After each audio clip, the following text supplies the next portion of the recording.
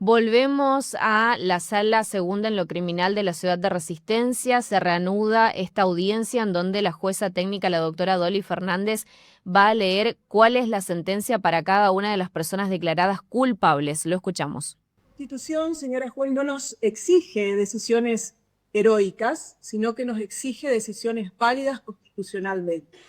Y para que lo sean deben cumplir condiciones mínimas de independencia, imparcialidad y racionalidad. La contaminación ambiental está totalmente prohibida por nuestra ley de juicios por jurados. El espíritu del legislador ha sido otro, ha sido tener un jurado imparcial, totalmente diverso, que pueda fallar y que pueda participar ciudadanamente, involucrarse en las decisiones judiciales con absoluta imparcialidad, como exigen nuestras convenciones y como exige nuestra Constitución Nacional.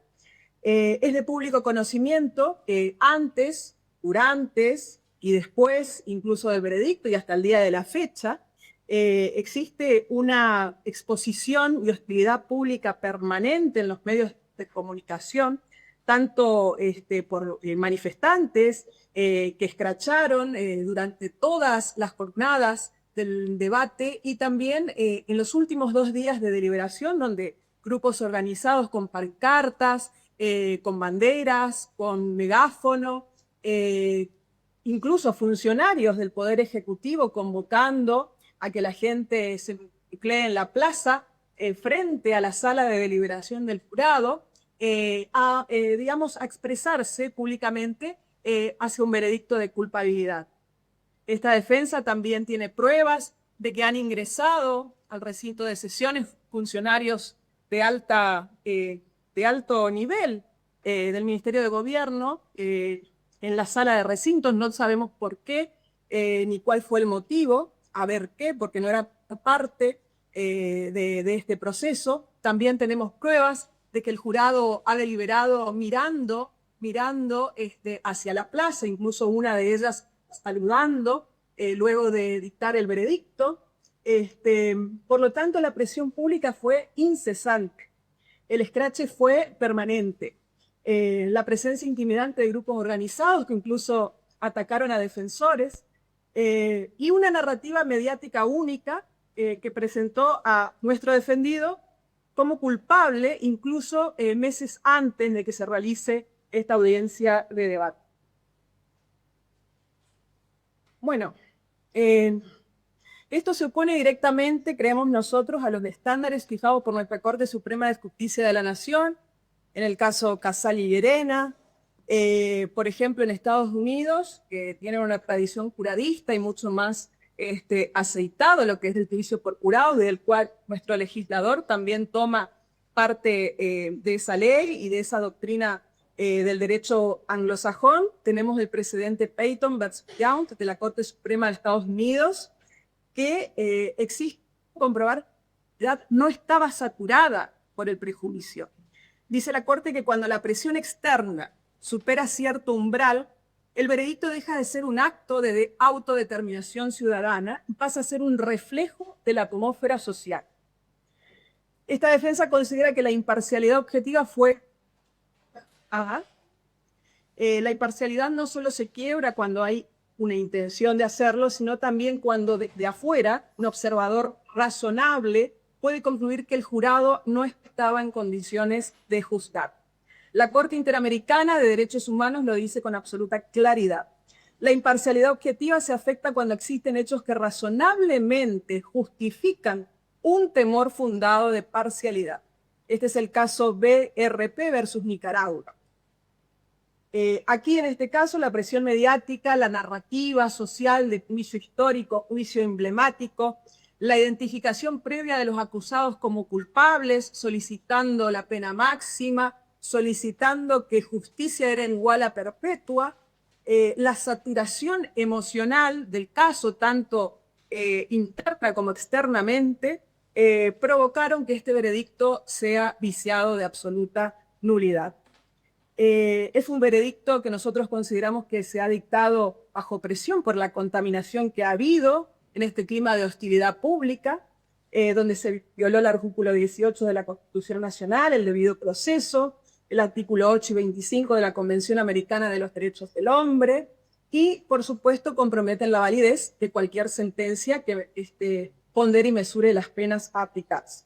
Entonces, señoría, nosotros no es una maniobra, un artilugio de esta defensa caprichosa o chicanera, sino que es un mecanismo constitucional que nosotros estamos planteando en este momento para salvaguardar un juicio por jurados que se adecue a los estándares convencionales, legales y constitucionales de este país.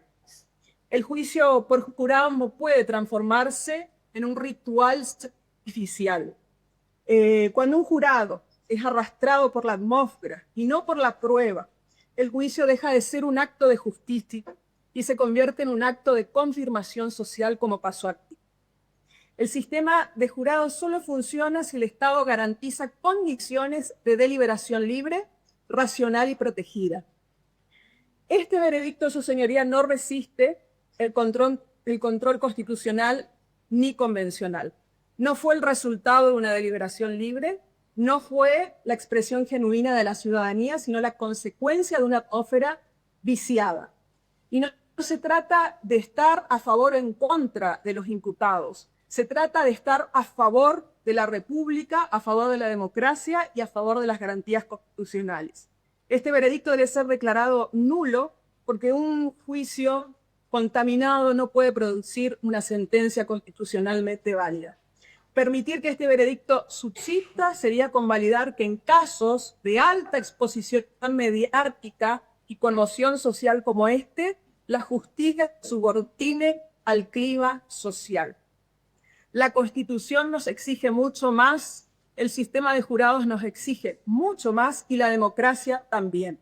Por todo ello, nosotros vamos a pedir que se incorpore como prueba de todo lo que ha alegado su señoría, todas las entrevistas que han dado los testigos al salir de las audiencias, los videos que se han expuesto donde funcionarios o autoridades políticas han declarado sobre este juicio. Vamos a pedir que se incorpore como prueba el documental que se expuso un fin de semana, cuando todavía estaba realizando las audiencias de debate, que creo que es de más contenido en net.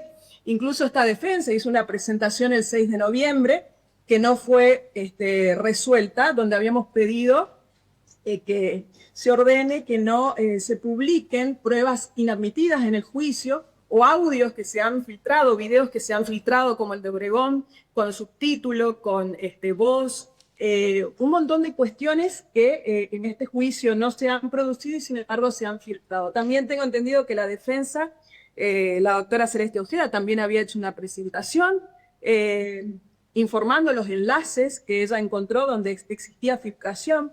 También vimos cómo el fin de semana previo a terminar el juicio también se publicaba en Diario Norte y en otros medios de alta circulación local hechos para estigmatizar a la señora Marcela Acuña, como que había tenido un problema en la alcaldía y se había llevado puesta varias penitenciarias, todo con el fin de seguir estigmatizando o demonizando a los imputados. También vimos actores políticos opinando, con mucha tristeza ver al primer mandatario del Ejecutivo Provincial declarando en todos los medios el mismo día que estaba deliberando, pidiendo la pena máxima, pidiendo que se los declare culpables.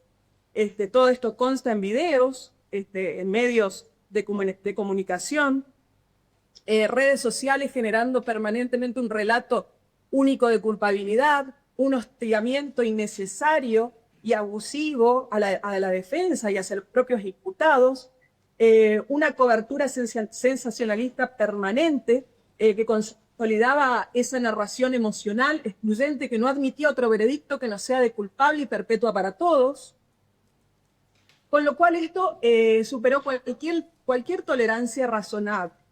Es decir, fue muy alta la hostilidad pública y el ambiente de contaminación en el que deliberó el juzgado. Es imposible sostener que una persona, que un ciudadano común que oficia de jurado, vuelva a su casa todos los días, tenga acceso a una red social, a un teléfono, a los medios de comunicación, al contacto con la familia, con sus vecinos, y considerar o presumir que puede estar intacta su neutralidad o su imparcialidad. Si bien la parcialidad no se presume, tampoco en este contexto podemos presumir la imparcialidad del jurado. Afuera, nosotros veíamos que se llevaba adelante un juicio paralelo que tenía una capacidad letal de distorsionar la deliberación de este jurado. Nosotros encontramos precedentes internacionales que tienen la misma matriz fáctica que este caso, de la Corte Suprema de Estados Unidos, que son precedentes obligatorios por identidad normativa del modelo juradista que tenemos en el Chaco, donde se han anulado varios veredictos por situaciones idénticas. El caso Shepard versus Maxwell del año 1966, donde el tribunal anuló una condena porque la prensa, el entorno social y el descontrol judicial generaron interferencias en la deliberación, presión pública, hostilidad social, contagio emocional. La Corte Suprema de Estados Unidos sostuvo que la responsabilidad del juez es proteger el proceso de influencias externas. También el precedente Irving versus Taub de 1961, la Corte de Estados Unidos declaró que cuando la comunidad está inflamada, el jurado no puede ser imparcial. En Sena, la comunidad chaqueña no solo estaba inflamada, sino emocionalmente comprometida con una única solución posible: la condena perpetua de todos los imputados. Justicia igual a perpetua, decían abogados, personas que ni siquiera eran parte en este expediente, que no habían visto las pruebas rendidas, solicitaban perpetua. Una especie de responsabilidad objetiva hacia todos los imputados, prohibida por nuestro derecho penal. Aquí, lisa y llanamente, lo que se aplicó fue derecho penal de autor y no derecho penal de acto. Tenemos otro caso, también precedente de Estados Unidos, el caso Rideau versus Luisiana de 1963, donde la difusión de declaraciones en los medios convirtió todo el proceso en un espectáculo público incompatible con un juicio justo.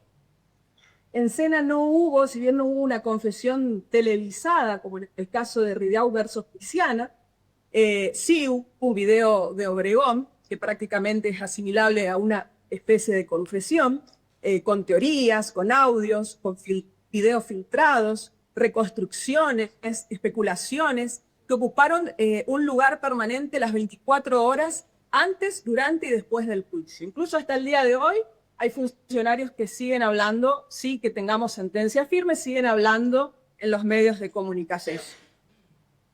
Otro precedente es el caso Peyton versus Young de 1984, más reciente, donde la Corte estadounidense determinó que las impresiones públicas pueden influir incluso cuando los jurados afirman ser imparciales. Y el precedente más reciente es el recurso Suárez de la casación bonaerense, donde la Cámara de Casación anuló un veredicto porque el jurado fue expuesto a una narrativa pública que lo condicionó. La identidad social del imputado influyó en la valoración de la culpabilidad. La estigmatización previa anuló la presunción de inocencia. En este caso, Suárez, dice la Corte bonaerense, se juzgó al imputado por lo que representaba para la comunidad y no por la prueba del hecho. Esto es, en términos claros, técnicos, derecho penal de autor. Exactamente lo que aquí ocurrió en este caso. El juicio se desvió de la prueba hacia la identidad social, cultural de los acusados. Durante el juicio, el tratamiento mediático, político del caso construyó la figura y demonizó a los imputados. Su apellido, Clan Sena; su familia, Clan Sena; el origen político y social, piqueteros comunistas; su posición en la comunidad; su rol socialmente histórico asignado y la gran aporofobia que se pudo ver socialmente en estos últimos días. Esta estigmatización anuló la objetividad. Zaffaroni lo explica con contundencia. El derecho penal de autor condena a la persona por lo que es, por su ser, por sus ideas, por su forma de pensar. No lo condena por sus actos. Aquí se juzgó a César Sena y al resto de los encartados, especialmente al señor Emerenciano y a Marcela Acuña, no por lo que se dice que ocurrió, cuya prueba vimos todos que fue contradictoria, discutible, fragmentaria, sujeta a interpretación, sino por la identidad política, social y familiar atribuida públicamente. Este veredicto, su señoría, no es un fruto de un análisis de pruebas, sino es el producto de la narrativa que han hecho de este caso en todos los medios.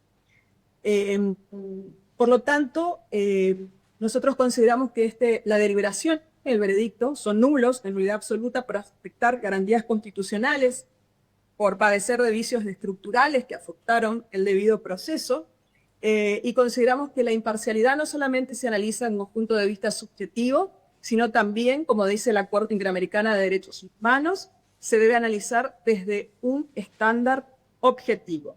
El entorno era incompatible con un juicio justo. Es cierto que no podemos afirmar que la parcialidad del jurado sea presumida, pero tampoco en este caso podemos presumir que el jurado ha sido inmune a la contaminación mediática, social y política. Por eso vamos a pedir que se declare la nulidad de la deliberación y el veredicto, que se incorporen las pruebas de todos los medios de publicación, diarios locales, diarios que salen por redes sociales, incluso nacionales y locales, todo lo que ha ocurrido antes, durante y después del veredicto. En caso de denegarse esta nulidad, desde ya, su señoría, hacemos reserva de casación. Muchas gracias. Muy bien, allí escuchábamos a la doctora Celeste Segovia, ella es abogada, representa parte del equipo que está defendiendo a César Sena, y lo que solicitó en esta larga exposición es la nulidad del veredicto, la nulidad de culpabilidad contra César Sena. Ella hizo enumeraciones importantes sobre por qué la presión pública fue incesante sobre lo que determinó y declaró el jurado popular.